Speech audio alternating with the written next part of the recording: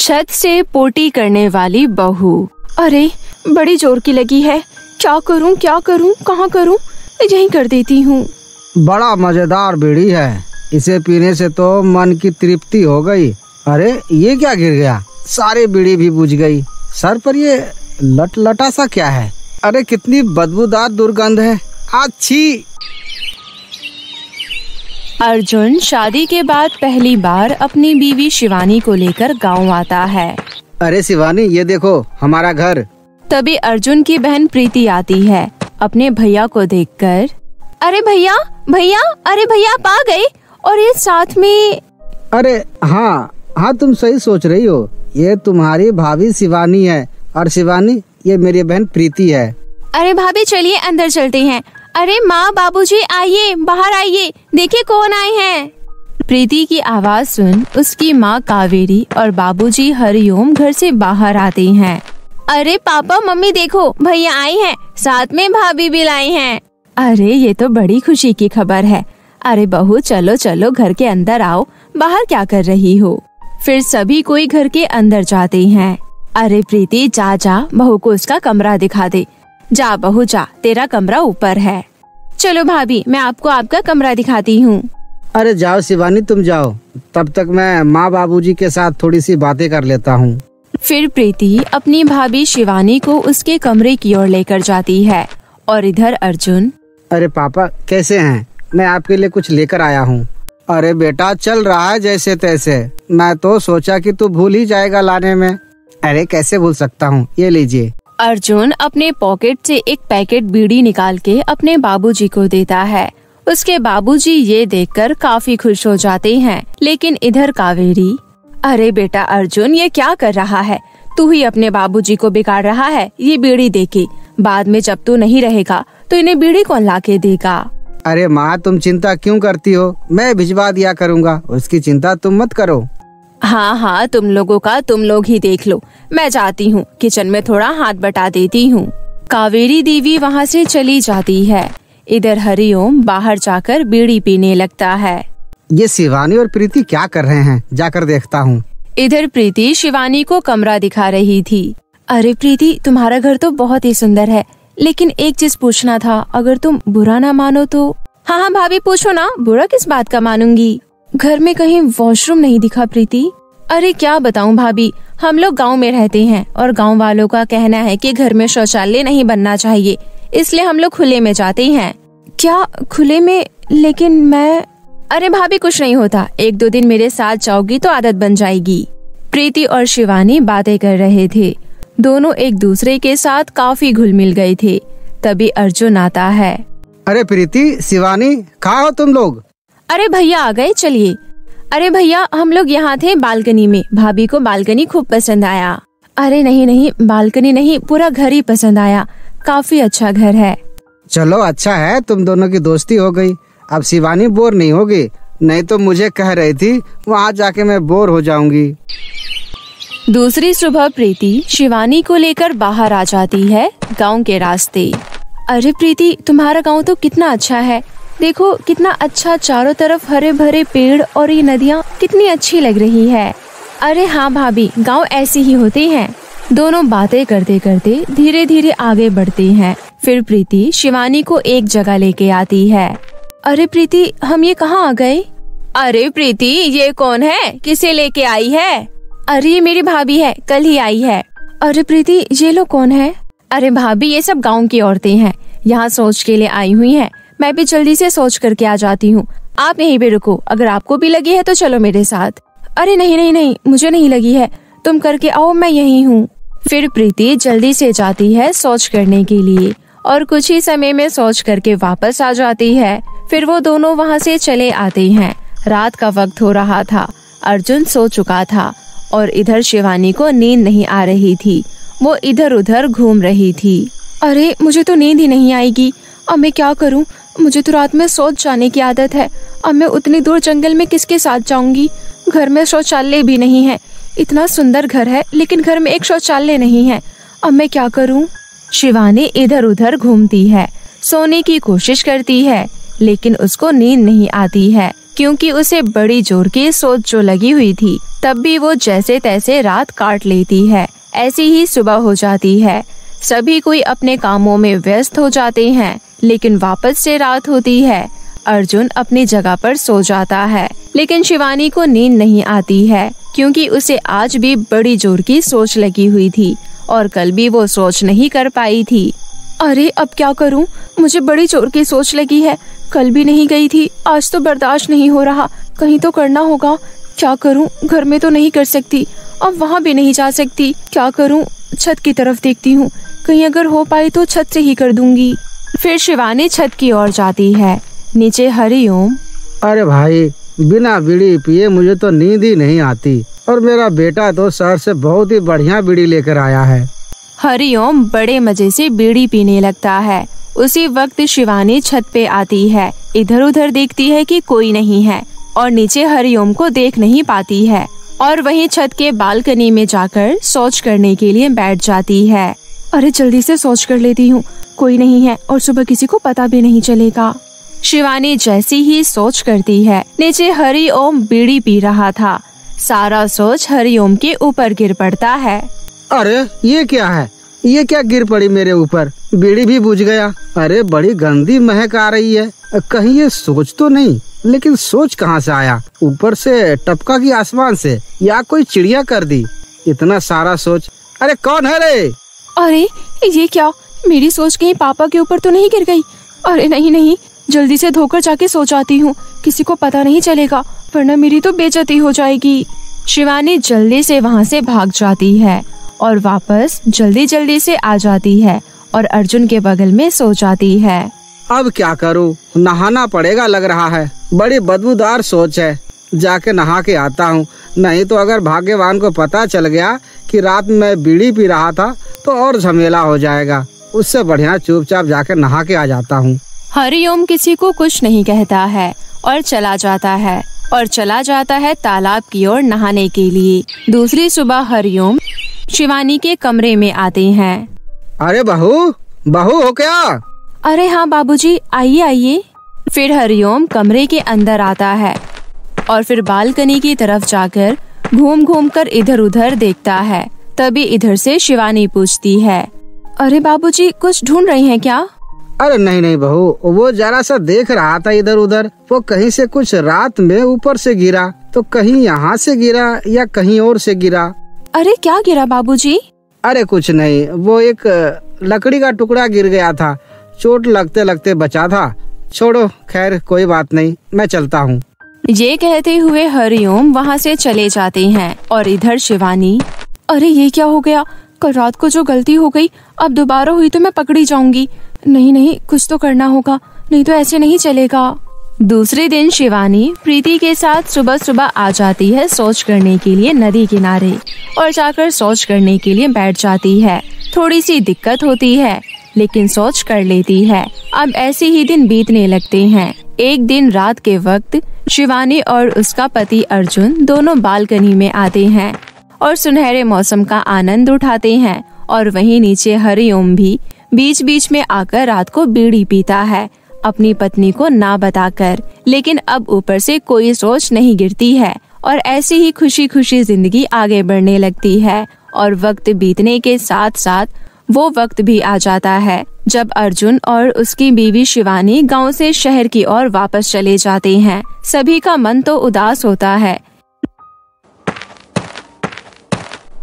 लेकिन वापस से अपनी जिंदगी ऐसे ही धीरे धीरे काटने लगते हैं। ये कहानी बिलासपुर के एक छोटे से गांव के स्कूल की है। ये स्कूल बहुत समय पहले बंद कर दिया गया था, क्योंकि इस स्कूल में एक हादसा हुआ था। लेकिन बहुत समय बाद दोबारा से इस गांव के मुखिया ने इस स्कूल को दोबारा से खोलने का फैसला किया। गांव वाले भी इस बात से सहमत थे, क्योंकि दूसरा स्कूल गांव से बहुत दूर था। गांव के बच्चों को इतनी दूर स्कूल जाने में बहुत ही ज्यादा परेशानी होती थी। हाँ मुखिया जी, आपने ये बहुत अच्छा फैसला किया है। गांव के सभी लोग बहुत ही ज्यादा खुश थे और अब गांव के सभी बच्चे इस स्कूल में पढ़ने जा रहे थे। ऐसे ही समय बीत रहा था। एक दिन 10th क्लास के बच्चों का टेस्ट होता है, लेकिन उसमें कुछ बच्चे फेल हो जाते हैं। मेघा, ये क्या है? 20 में से 0, एक भी क्वेश्चन नहीं किया। लाइन में खड़ी हो जाओ। और तुम राधिका, तुमने भी एक भी क्वेश्चन नहीं किया, सारे गलत, 0। और तुम सोनाली, तुमने भी एक भी क्वेश्चन सही नहीं किया, 0। लाइन में लग जाओ। और हाँ, तुम पायल, तुमने 20 में से 2 क्वेश्चन किए हैं, लेकिन वो भी आधे अधूरे, 1 नंबर। ये क्या मैं तुम्हें पढ़ाती नहीं हूँ? जाओ बाहर ग्राउंड में जाकर खड़े हो जाओ, और वो भी हाथ ऊपर करके। मैम, गर्मी बहुत ज्यादा है, धूप भी अपनी चरम सीमा पर है। आप इतनी ज्यादा धूप में बाहर ग्राउंड में खड़ा मत कीजिए, और कोई पनिशमेंट दे दीजिए। मैंने क्या कहा? चुपचाप बाहर जाकर खड़ी हो जाओ, और वो भी हाथ ऊपर करके। और सभी बच्चे मेरी बात कान खोलकर सुनो, मैं इस क्लास का फाइनल रिजल्ट अच्छा देखना चाहती हूँ। तुम चारों अभी तक यहाँ खड़ी हो, जाओ यहाँ से। 10th क्लास के बच्चे इतनी ज्यादा गर्मी में बाहर ग्राउंड में आ जाते हैं और हाथ ऊपर कर कर खड़े हो जाते हैं। पनिशमेंट तो ऐसी दी है जैसे कितना ज्यादा अच्छा पढ़ाती हो। हमें पता है कि वो कैसा पढ़ाती है। वो सारे बच्चे तो टेस्ट में इसलिए अच्छे नंबर से पास हो गए क्योंकि वो तो अमन भैया से ट्यूशन लेते हैं। वो कितना अच्छा पढ़ाते हैं। अगर हमारे पास भी पैसे होते तो हम भी ट्यूशन पढ़ते। जब चारों की पनिशमेंट पूरी हो जाती है तो वो अपनी क्लास की तरफ आ रही थी कि तभी उन्हें एक औरत मिलती है। तुम चारों को देखकर मुझे बहुत ही ज्यादा दुख हुआ। आप कौन है? आपको आज से पहले तो इस स्कूल में कभी नहीं देखा। वैसे तो मैं एक टीचर हूँ, इसी स्कूल में रहती हूँ, लेकिन अब इस स्कूल की देखभाल करती हूँ। टीचर हो और इसी स्कूल में रहती हो? अच्छा, याद आया, प्रिंसिपल मैम बता रही थी कि इस स्कूल में एक आंटी रहती है स्कूल की देखभाल करने के लिए। आप वही है? अगर आप एक टीचर है तो इस स्कूल में पढ़ाती क्यों नहीं? वो इसलिए क्योंकि इस स्कूल में टीचर्स की जरूरत नहीं है, लेकिन मुझे पढ़ाने का बहुत शौक है। अगर तुम चाहो तो रात को इस स्कूल में आकर मुझसे पढ़ सकती हो। मेरा शौक भी पूरा हो जाएगा और तुम्हारे जैसे गरीब बच्चों का भला भी हो जाएगा। हाँ, क्यों नहीं, हम आपसे पढ़ने के लिए रात में जरूर आएंगे। वो चारों बच्चे बहुत ही ज्यादा खुश होते हैं और क्लास में आकर पढ़ाई करते हैं। छुट्टी हो जाने के बाद सभी बच्चे अपने घर चले जाते हैं और घर जाने के बाद वो चारों अपने माता पिता को नहीं बताते कि वो रात को स्कूल में पढ़ने जाएंगे और वो अपने घर पर झूठ बोलकर इकट्ठा होकर रात को स्कूल में आ जाते हैं। मैं कब से तुम्हारी राह देख रही थी। चलो जल्दी से अपनी बुक निकालो, समय बर्बाद नहीं करते। राधिका, मुझे तो बहुत ही ज्यादा डर लग रहा है। देख तो चारों तरफ अंधेरा ही अंधेरा है। हम मोमबत्ती में कैसे पढ़ सकते हैं? मैम, लाइट नहीं जला सकते क्या? मुझे मोमबत्ती में पढ़ाना पसंद है। तुम्हें पढ़ाई से मतलब होना चाहिए, लाइट से नहीं। और इस तरह से वो टीचर उन चारों बच्चों को बहुत अच्छी तरह से पढ़ाती है। 1 हफ्ते तक वो चारों रोजाना रात को उस टीचर से पढ़ने आया करते थे। 1 हफ्ते बाद दोबारा से टेस्ट था और इस बार वो चारों पूरी क्लास में सबसे ज्यादा अच्छे नंबर लेकर आती हैं। अरे वाह, मेरी पनिशमेंट तो काम कर गई। मेरी पनिशमेंट के बाद तुमने इतनी अच्छी पढ़ाई की कि पूरी क्लास में सबसे ज्यादा नंबर तुम चारों के ही हैं। Very good, excellent. तुम चारों के इतने अच्छे नंबर कैसे आए? तुम तो अमन भैया से ट्यूशन भी नहीं लेती और स्कूल में टीचर्स इतना अच्छा पढ़ाती नहीं है, फिर तुम्हारे हमसे ज्यादा नंबर कैसे आए? तुझे पता है प्रीति, हम चारों रात को यहाँ स्कूल में पढ़ने आते हैं। यहाँ स्कूल में एक टीचर रहती है जो बहुत अच्छा पढ़ाती है। इस स्कूल में रात को तुम पढ़ने आती हो? ये क्या बकवास कर रही हो? अरे यार, हम बकवास नहीं कर रहे, लेकिन इसके बारे में किसी को पता नहीं है। चेतना मैम ने कहा है अगर प्रिंसिपल मैम को पता चला कि मैं रात को यहाँ स्कूल में पढ़ा रही हूँ तो वो इस स्कूल से उन्हें निकाल देंगी। वो इस स्कूल की देखभाल करती हैं, बहुत अच्छी टीचर है। अगर तुम भी उनसे पढ़ना चाहती हो तो आ जाना, लेकिन इसके बारे में किसी को पता नहीं चलना चाहिए, ठीक है? 10th क्लास के कुछ बच्चे उन चारों के साथ इकट्ठा हो जाते हैं और वो रात को स्कूल में पढ़ने आते हैं। तुम चारों को डर नहीं लगता? मुझे तो बहुत ही ज्यादा डर लग रहा है। देखो तो, चारों तरफ सन्नाटा ही सन्नाटा है, अंधेरा ही अंधेरा है। मैं तो वापस जा रही हूँ, मुझे नहीं पढ़ना। मेरे लिए तो अमन भैया ही ठीक है। मैं तो जा रही हूँ, मुझे तो बहुत डर लग रहा है।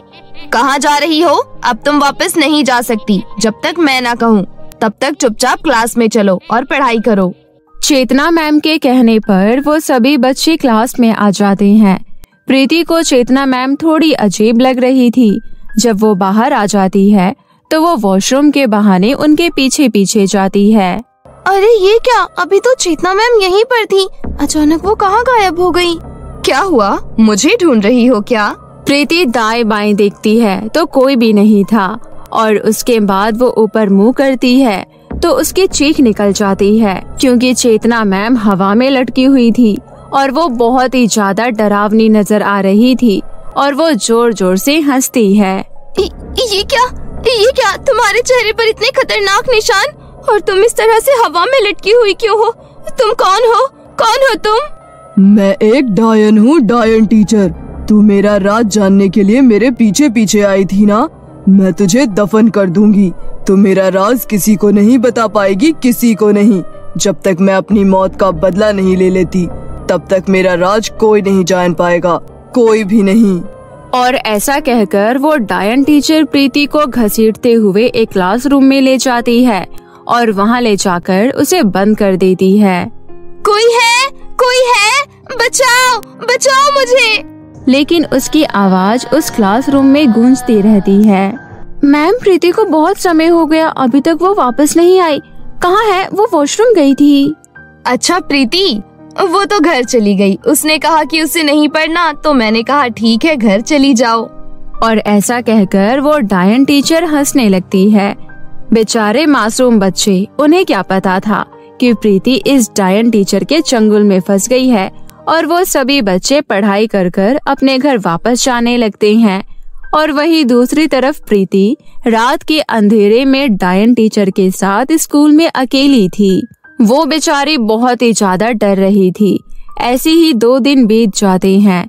हमेशा की तरह आज भी सभी बच्चे डायन टीचर से पढ़ने आते हैं। तभी सोनाली मेघा से कहती है, मेघा, एक बात तो मैं तुझे बताना ही भूल गई। प्रीति 2 दिन से अपने घर नहीं गई। उसकी मम्मी मेरे घर पर आई थी, उसके बारे में पूछ रही थी। तुझे पता है क्या प्रीति के बारे में कुछ? समझ गई। तूने अखबार तो पढ़ा ही होगा, बिलासपुर में ऑडिशन चल रहा है और तुझे तो पता ही है कि उसे हीरोइन बनने का कितना शौक है। हो सकता है कि ऐड देखकर ऑडिशन देने चली गई हो। यार, मुझे वॉशरूम जाना है, मेरे साथ चल रही है क्या? मैम, हम बस अभी आते हैं। सोनाली और पायल वॉशरूम जा रही थी। तभी उन्हें बहुत जोर से कुछ गिरने की आवाज आती है। आवाज के शोर से दोनों डर जाती है और उसके बाद उन्हें जोर जोर से चिल्लाने की आवाज आती है और वो आवाज किसी और की नहीं, प्रीति की ही थी। पायल, ये किसकी आवाज है? कौन चिल्ला रहा है? देख, ये आवाज ऊपर से आ रही है। चल ऊपर जाकर देखते हैं। नहीं, रात बहुत ज्यादा हो रही है, अंधेरा भी बहुत ही ज्यादा है। अगर भूत वूत हुआ तो? नहीं, मैं नहीं जाऊंगी। वैसे भी ऊपर कोई आता जाता नहीं है, मैं नहीं जाने वाली। देख, तो बहुत ही ज्यादा जोर जोर से चिल्लाने की आवाज आ रही है। एक बार चलकर देखते हैं ना, मैं हूँ ना तेरे साथ। सोनाली और पायल को बहुत ही ज्यादा डर लग रहा था और वो डरते डरते ऊपर जाती है और जिस क्लासरूम में प्रीति बंद थी वहाँ से जोर जोर से चिल्लाने की आवाज आ रही थी। और जैसे ही दोनों उस क्लासरूम को खोलती हैं तो प्रीति रस्सियों से बंधी हुई थी। प्रीति को इस हाल में देखकर दोनों हक्की बक्की रह जाती है। प्रीति, तुम यहाँ इस तरह से? तुम जिससे पढ़ रही हो वो एक डायन टीचर है, वो एक डायन है, बहुत ही ज्यादा खतरनाक है और तुम्हें एक खास मकसद के लिए पढ़ा रही है। वो अपनी मौत का बदला लेना चाहती है। वो डायन बहुत ही ज्यादा खतरनाक है। प्रीति, ये तुम क्या कह रही हो? अगर वो एक डायन होती तो हम बच्चों को क्यों पढ़ाती? हमें कब का कच्चा चबा जाती। खैर छोड़, अगर उन्होंने हमें कच्चा नहीं चबाया तो वो तुझे कब का जान से मार देती। तुझे इस तरह से रूम में बंद क्यों रखती? ये तू कैसी बहकी बहकी बातें कर रही है? अगर तुम्हें विश्वास नहीं हो रहा तो जाकर देखो, उसके पैर उल्टे हैं। मैंने उन्हें हवा में भी लटका हुआ देखा। वो बहुत ज्यादा खतरनाक है, बहुत ही ज्यादा खतरनाक। मुझे और सभी बच्चों को तुम्हें बचाना होगा। यहाँ से जल्दी जाओ, अगर उन्होंने तुम्हें यहाँ देख लिया तो तुम भी फंस जाओगी। सोनाली और पायल को प्रीति की बात पर विश्वास हो जाता है और उन्हें ये सच जानकर बहुत ही ज्यादा डर लगता है कि अब तक वो जिससे पढ़ रही थी वो एक डायन टीचर है और वो डरते हुए क्लास में आ जाती है। अरे, तुम दोनों इतना ज्यादा क्यों डर रही हो? और तुम्हारे माथे पर पसीना, क्या हुआ? सब ठीक तो है ना? वो बस हमारी तबीयत ठीक नहीं है मैम, हम घर जाना चाहते हैं। सोनाली और पायल बहुत ही ज्यादा डरी हुई थी और वो उन सभी बच्चों के साथ घर जाने के लिए कहती है और वो स्कूल से बाहर निकलने ही वाली थी। तभी वो डायन टीचर स्कूल का दरवाजा बंद कर देती है और अपने असली रूप में आ जाती है और उसके असली रूप में देखकर सभी बच्चे थर थर कांपने लगते हैं। कहाँ जा रही हो? तुम्हें क्या लगता है कि तुम मेरा सच जानकर इतनी आसानी से स्कूल से बाहर जा सकती हो? ये कितने ज्यादा खतरनाक है, कितने ज्यादा खतरनाक। देखो देखो, हमें छोड़ दो, हमें घर जाने दो, हमें घर जाने दो। इस अमावस की रात मैं 20 बच्चों की बलि चढ़ाकर बहुत ही ज्यादा शक्तिशाली हो जाऊंगी। मेरी आत्मा हमेशा हमेशा के लिए अमर हो जाएगी और उसके बाद उस दुष्ट प्रिंसिपल से बदला लूंगी जो शहर में ऐशो आराम वाली जिंदगी जी रहा है। नहीं छोड़ूंगी उसे, नहीं छोड़ूंगी। तो आप उसे सजा दीजिए ना जिसने आपको मारा। हम मासूम बच्चों को क्यों मारना चाहती हैं? देखिए, हम तो आपसे कितना प्यार करते हैं और आप हमें मारना चाहती हैं। हमें छोड़ दीजिए, हमने तुम्हारा क्या बिगाड़ा है? जब मैं इंसान थी तो मेरा दिल बहुत नरम था, लेकिन अब मैं डायन बन गई हूँ। मेरा दिल पत्थर का हो गया है। मुझे किसी पर रहम नहीं आता।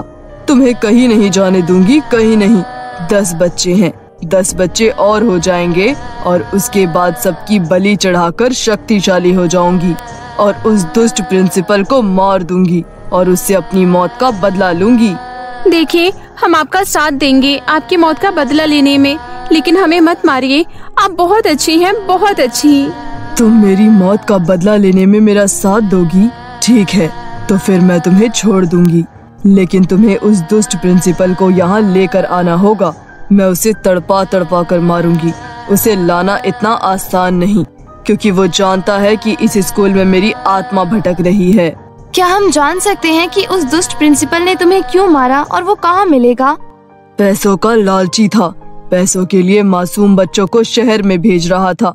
मैंने उसे रंगे हाथों पकड़ लिया और उन सभी बच्चों को शहर जाने से रोक लिया, लेकिन उसने मुझे तड़पा तड़पा कर मार दिया और पंखे से लटका दिया और सबको ऐसा दिखाया जैसे मैंने आत्महत्या की हो और खुद यहाँ से 9-2-11 हो गया।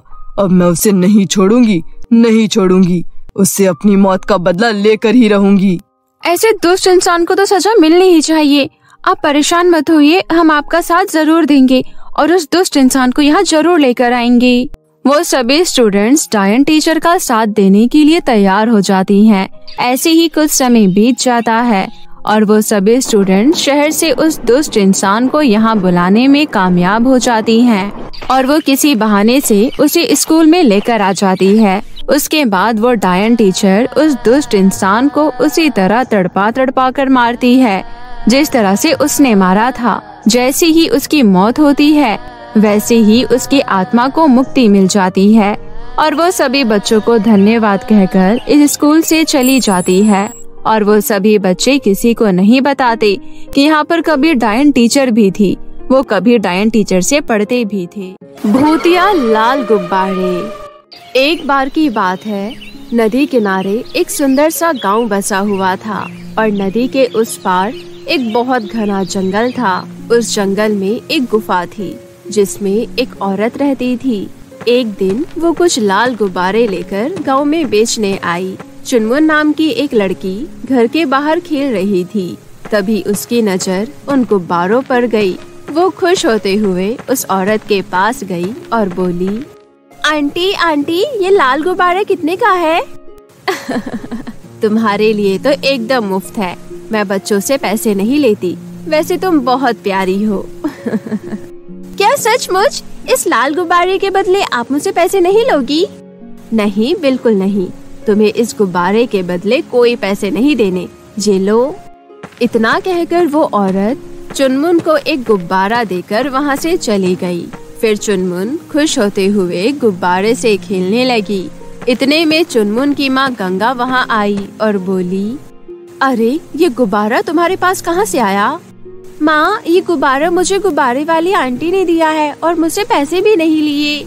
अरे ऐसा कैसे हो सकता है भला? क्या गुब्बारे वाली आंटी तुम्हें जानती है?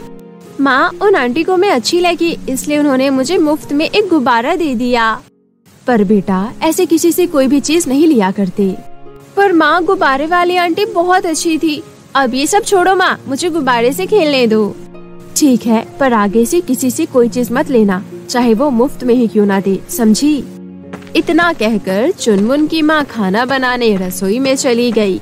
वहीं चुनमुन गुब्बारे से खेलने लगी। तभी अचानक से लाल गुब्बारा चुनमुन को ऊपर की ओर उठाने लगा। अरे ये क्या? ये गुब्बारा मुझे अपने साथ ऊपर कहाँ ले जा रहा है? फिर देखते ही देखते चुनमुन 20 फीट ऊपर हवा में उड़ गई। अरे मैं इतनी ऊपर कैसे आ गई? अब मैं क्या करूं? मैं नीचे कैसे जाऊं? मुझे तो कुछ समझ नहीं आ रहा। अगर मैंने गुब्बारे की रस्सी छोड़ी तो मेरी चटनी बन जाएगी। माँ मुझे बचाओ, ये गुब्बारा मुझे अपने साथ उड़ाकर ले जा रहा है। माँ, अरे कोई मुझे बचाओ, बचाओ। फिर देखते ही देखते लाल गुब्बारा उसे उड़ाकर नदी के उस पार जंगल में ले गया। इधर चुनमुन की माँ जब काम खत्म कर बाहर आई तो वो चुनमुन को ना पाकर परेशान हो गई। अरे चुनमुन कहाँ गई? अभी तो गुब्बारे के साथ यही खेल रही थी। क्या पता अपनी सहेलियों को अपना गुब्बारा दिखाने गई होगी। फिर जब काफी देर बाद भी चुनमुन घर नहीं लौटी तो उसकी माँ को उसकी चिंता सताने लगी और वो चुनमुन को गांव भर में ढूंढने लगी, लेकिन उसका कहीं पता नहीं चला। अगले दिन वही औरत लाल गुब्बारे लेकर फिर से गांव में आई। तभी उस औरत को राजू नाम का एक लड़का खेलता हुआ दिखाई दिया। लाल गुब्बारे देखकर राजू बोला, अरे वाह गुब्बारे। अरे बेटा, ये गुब्बारे तुम्हारे लिए ही है, लो। ऐसा कहकर वो औरत राजू को एक गुब्बारा देकर चली गई। उस औरत के जाते ही वो गुब्बारा राजू को हवा में कई फीट ऊपर ले गया। अरे ये क्या? इस गुब्बारे ने तो मुझे हवा में ऊपर उठा लिया। अब मैं क्या करूं?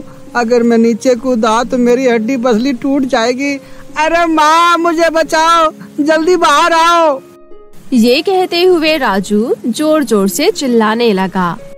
चिल्लाने की आवाज सुन राजू की माँ सुमन भागते हुए बाहर आई और अपने बेटे राजू को हवा में उड़ता देख हैरान रह गई। अरे कमबख्त, तो हवा में कहाँ उड़ता फिर रहा है? वहाँ से नीचे गिरा तो तेरी हड्डी पसली एक हो जाएगी। नीचे आ, जल्दी नीचे आ। माँ ये गुब्बारा अपने आप मुझे उठाकर ऊपर ले जा रहा है। अब मैं नीचे कैसे आऊँ? इतने में गुब्बारा उसे और ऊपर ले गया। अरे गुब्बारा मुझे कहाँ ऊपर लिए जा रहा है? जल्दी से मुझे नीचे उतारो। माँ मुझे बचाओ। अरे ओ गाँव वालों, कोई मेरे बेटे को बचाओ। वो गुब्बारा मेरे बेटे को हवा में उड़ाकर ले जा रहा है। कोई मेरे बेटे को बचाओ। हाय मेरा बेटा, कोई तो मेरी मदद करो। फिर राजू की माँ की चीख पुकार सुनकर कुछ गांव वाले वहां आ पहुँचे और सब ये मंजर देखकर हैरान रह गए। अरे ऐसे कैसे हो सकता है? ये लाल गुब्बारा तो राजू को अपने साथ हवा में उड़ा कर ले जा रहा है। चलो भाइयों, हमें इसका पीछा करना होगा। फिर चुनमुन की माँ गंगा को जब इस घटना के बारे में पता चला तो वो भी उन गांव वालों के संग पीछे दौड़ पड़ी। उसने भी जब राजू को हवा में उड़ते हुए देखा तो हैरानी से बोली, अरे राजू तो सचमुच हवा में उड़ रहा है। मेरी चुनमुन भी कल इसी तरह के लाल गुब्बारे के साथ खेल रही थी। जरूर मेरी बेटी को भी गुब्बारा अपने साथ उड़ाकर ले गया होगा। फिर सब गांव वाले उस गुब्बारे का पीछा करने लगे, लेकिन तभी रास्ते में नदी आ जाने की वजह से वो लोग आगे नहीं जा पाते। राजू, मेरा बेटा, कोई मेरे बेटे को बचाओ। वो गुब्बारा उसे जंगल की ओर ले जा रहा है। हे भगवान, मेरे बेटे को बचाओ। फिर सभी गांव वाले हैरान परेशान होकर नदी के इस पार खड़े होकर गुब्बारे को दूर जाता हुआ देखने लगे और फिर देखते ही देखते लाल गुब्बारा राजू को लेकर कहीं गायब हो गया। फिर वो गुब्बारा सीधा उसी गुफा में जा पहुंचा जहां वो औरत रहती है।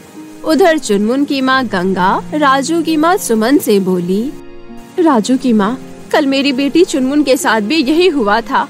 मेरी बेटी भी कल से लापता है। वो भी कल गुब्बारे से खेल रही थी। पता नहीं मेरी बेटी किस हाल में होगी। आखिर ये गुब्बारे बच्चों को दे कौन रहा है? हमें पता लगाना होगा। सारी गड़बड़ इस गुब्बारे में ही है। फिर अगले दिन वही औरत हाथों में लाल गुब्बारे लिए फिर से गांव में आई लेकिन कुछ गांव वाले पहले से ही उसके आने का इंतजार कर रहे थे। उसे आता देख कुछ गांव वालों ने उसे घेर लिया। क्यों रे गुब्बारे वाली, तेरे गुब्बारे की वजह से ही बच्चे गायब हो रहे हैं। बता कौन है तू और कहाँ है बच्चे? तभी बिरजू नाम के आदमी ने उसके हाथ से सारे गुब्बारे छीन लिए और शंकर और कालू ने मिलकर उस औरत को पकड़ लिया। अब तू बचकर कहीं नहीं जा सकती। तभी वो औरत अपने असली रूप में आ गई और एक भयानक चुड़ैल में बदल गई।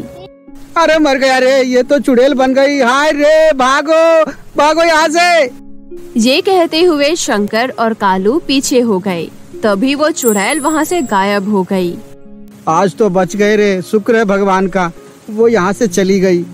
इतने में बिरजू, जिसने हाथ में गुब्बारे पकड़े हुए थे, वो गुब्बारों के साथ हवा में उड़ने लगा।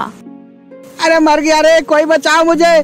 कम बखत गुब्बारे मुझे कहाँ उड़ा कर ले जा रहा है। अरे शंकर, कालू, तुम दोनों मुझे यूं ही देखते रहोगे या मुझे बचाओगे भी? रुको बिरजू भैया, हम कुछ करते हैं। इतना कहकर शंकर तुरंत एक रस्सी ले आया और बिरजू की तरफ फेंका। बिरजू ने तुरंत एक हाथ से वो रस्सी पकड़ ली, लेकिन शंकर और कालू मिलकर भी उस रस्सी को नीचे की ओर ना खींच सके और बिरजू के साथ साथ शंकर और कालू भी हवा में उड़ने लगे। मर गया रे, इस गुब्बारे ने तो हमें भी साथ साथ हवा में उड़ा लिया रे। अब क्या होगा हमारा? कोई तो हमें बचा लो, मुझे मरना नहीं है। शंकर और कालू भैया, रस्सी को पकड़े रहना, छोड़ना मत, वरना नीचे गिरते ही मर जाओगे।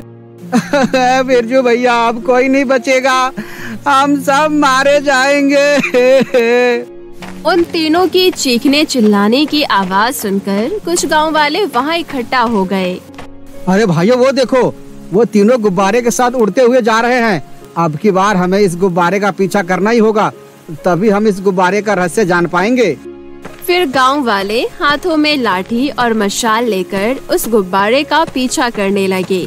फिर कुछ देर बाद वो गुब्बारा उन्हें उड़ाते हुए जंगल में बनी हुई गुफा में ले गया और फिर जमीन पर गिरा दिया।